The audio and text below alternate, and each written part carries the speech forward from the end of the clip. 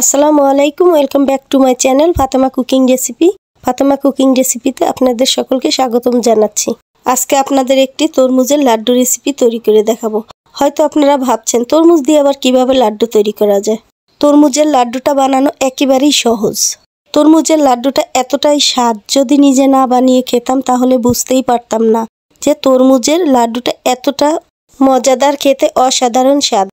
আসুন তাহলে দেখে নিই তরমুজের লাড্ডুটা কিভাবে তৈরি করতে হয়। দেখুন, এখানে আমি এক টুকরা তরমুজ নিয়েছি। তরমুজটাকে মাঝখান থেকে কেটে ছোট ছোট পিস করে কেটে নিব। এবার তরমুজের ভেতর থেকে তরমুজের দানাগুলো আলাদা করে নিব। সবগুলো তরমুজের টুকরা থেকে দানা বা বিচি আলাদা করে নিয়েছি। এবার একটি ব্লেন্ডারের মধ্যে দিয়ে ব্লেন্ডার করে নিব। তরমুজগুলো ব্লেন্ডার করে নিয়েছি। এবার এটাকে সাইডে রেখে দিব। চলে যাব পরবর্তী স্টেপে। চুলায় একটা প্যান দিয়ে চুলার জালটা মিডিয়াম টু লোতে রেখে দিয়ে দিব 1 চামচ ঘি। ঘিটা আমি ফ্রিজে রেখেছিলাম, এর জন্য জমাট বেঁধে গিয়েছে। পেঁচলার দিয়ে নেড়েচেড়ে গলিয়ে নিব। দিয়ে দিব 1 কাপ সুজি। এ পর্যায়ে চুলার আঁচটা মিডিয়াম টু লোতে রেখে সুজিগুলো আস্তে আস্তে হালকা বাদামি কালার করে ভেজে নিব। সুজিগুলো হালকা বাদামি কালার করে ভেজে নিয়েছি। এবার এটাকে তুলে নিব। চুলায় একটা প্যান বসিয়ে নিয়েছি, তাতে দিয়ে দিব আগে থেকে ব্লেন্ডার করে রাখা তরমুজের জুসটা কিছুক্ষণ নেড়েচেড়ে দিয়ে দিব পরিমাণ মতো লবণ। এ পর্যায়ে চুলার আঁচটা মিডিয়াম টু লোতে রেখে দিয়ে দিব আধা কাপ গুঁড়া দুধ। গুঁড়া দুধটা দিয়ে তরমুজের জুসের সঙ্গে ভালোভাবে নেড়েচেড়ে মিশিয়ে নেব। এ পর্যায়ে দিয়ে দিব আধা কাপ চিনি। এখানে আমি চিনিটা অল্প পরিমাণে ব্যবহার করেছি, কেননা তরমুজ এমনিতেই অনেক মিষ্টি। আপনারা ইচ্ছা করলে চিনিটা কমিয়ে বাড়িয়ে দিতে পারেন। এ পর্যায়ে দিয়ে দিব তরমুজের মিশ্রণের মধ্যে আগে থেকে ভেজে রাখা সুজিটা তরমুজের মিশ্রণের মধ্যে দিয়ে ঘন ঘন নেড়েচেড়ে লাড্ডুটাকে তৈরি করে নিতে হবে। এ পর্যায়ে চুলার আঁচটা একেবারেই লোতে থাকবে।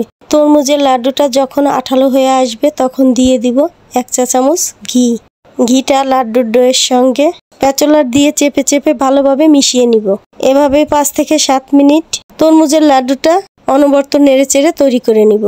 আমার এই তরমুজের লাড্ডু রেসিপিটা যদি আপনাদের ভালো লেগে থাকে তাহলে অবশ্যই লাইক, কমেন্ট, শেয়ার করবেন। আর আমার চ্যানেলটি সাবস্ক্রাইব করে আমার পাশেই থাকবেন এরকম নতুন নতুন আরও ভিডিও পাওয়ার জন্য। দেখুন, আমার তরমুজের লাড্ডুটা একদম রেডি। এবার চুলা থেকে নামিয়ে ঠান্ডা হওয়ার জন্য একটি সাইডে রেখে দেব। লাড্ডুর ডোটা ঠান্ডা হয়ে গিয়েছে। এবার এখান থেকে একটু একটু ডো নিয়ে লাড্ডুগুলো তৈরি করে নিব। একটা করে লাড্ডু তৈরি করে গুঁড়া দুধের মধ্যে দিয়ে গুঁড়া দুধটা লাড্ডুর সঙ্গে মাখিয়ে নিব। অর্ধেকগুলো লাড্ডু আমি এভাবে গুঁড়া দুধের সঙ্গে মাখিয়ে নিব, আর অর্ধেকগুলো লাড্ডু আমি এভাবে বানিয়ে রেখে দেব। দেখুন, আমি এক এক করে সবগুলো লাড্ডু তৈরি করে নিয়েছি। আমার লাড্ডুগুলো দেখতে কতটা সুন্দর এবং লোভনীয় হয়েছে।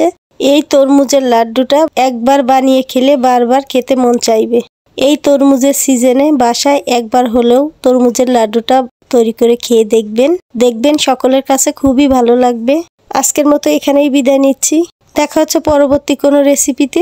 ততক্ষণ সবাই ভালো থাকবেন। আল্লাহ হাফেজ।